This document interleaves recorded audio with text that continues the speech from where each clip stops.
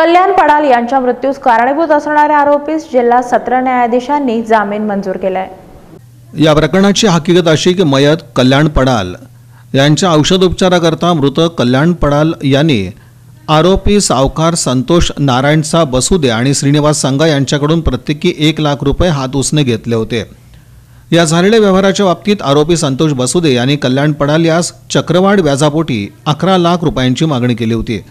याबाबत आरोपी संतोष बसुदे यांनी मृत कल्याण पडाल यांना वारंवार जीवे ठार मारण्याची धमकी दिली होती। या वारंवार होत असलेल्या दमदाटीस कंटाळून मृत कल्याण पडाल यांनी आरोपी संतोष बसुदे यांच्या विरुद्ध पोलीस आयुक्त महादेव तांबडे यांच्याकडे तक्रार केलेली होती।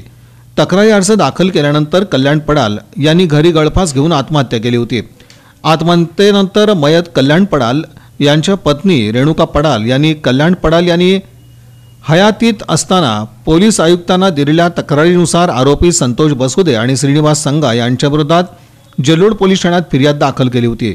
फिर्यादीच्या तक्रारी अर्जानुसार आरोपींवर गुन्हा दाखल करण्यात आला होता। यानंतर पोलिसांनी आरोपी संतोष बसुदे यांना अटक केली होती। अटकेनंतर आरोपी पक्षाकडून सत्र न्यायालयात तक्रारी अर्ज दाखल केला होता। यात आरोपी पक्षाकडून ॲडव्होकेट रियाज शेख आणि ॲडव्होकेट युडी जहागीरदार यांनी आपला सत्र न्यायालयात युक्तिवाद सादर केला होता। सदरचा युक्तिवादात सादर केलेले दस्तावेज विचारात घेऊन सत्र न्यायाधीश MV मोराळे यांनी आरोपी संतोष बसुदे याची 50,000 रुपयांच्या जात मुचलक्यावर जामिनावर सुटका केली। यात आरोपी पक्षाच्या वतीने ॲडव्होकेट रियाज शेख आणि ॲडव्होकेट युडी जहागीरदार यांनी काम पाहिले तर सरकार पक्षातर्फे ॲडव्होकेट प्रदीप सिंग राजपूत हे काम पाहत आहेत। कल्याण राजमुगली पडाल यांना कॅन्सर आणि काळवीचा आजार झाला होता आणि त्या आजाराच्या उपचाराकरिता कल्याण पडाल यांनी आरोपी संतोष बसुदे आणि श्रीनिवास संगा यांच्याकडून प्रत्येकी 1 लाख रुपये व्याजाने घेतले होते आणि त्या व्याजाच्या रकमेच्या परतफेडीपोटी चक्रवाढ व्याजाप्रमाणे त्या मयताला रक्कम रुपये 11 लाखाची मागणी करून त्याच्याकडून त्याच्या वडिलोपार्जित मिळकतीचा एक प्लॉट जागा घेतल्याचा आरोप या कल्याण पडाल यांच्या पत्नी रेणुका पडाल यांनी आरोपींच्या विरुद्ध केला होता आणि त्याप्रमाणे जेलरोड पोलीस स्टेशन येथे संतोष बसुदे आणि श्रीनिवास संगा व त्यांचे इतर साथीदार यांच्या विरुद्ध गुन्हा दाखल झाला होता।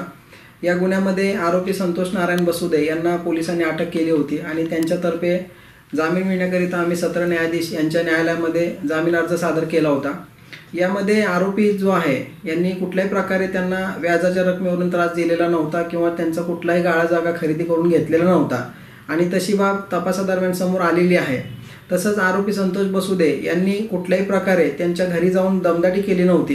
केवळ त्यांनी त्यांच्या आजारपणाच्या कारणाला कंटाळून आत्महत्या केल्याचे प्रथमदर्शनी दिसून असल्याचा युक्तिवाद आम्ही सत्र न्यायाधीश श्री मोराळे साहेब यांच्या कोर्टामध्ये केला असता मेहरबान न्यायालयाने आमचा युक्तिवाद ग्राह्य धरून आरोपी संतोष बसुदे यांना रक्कम रुपये 50,000चा जामीन मंजूर केलेला आहे।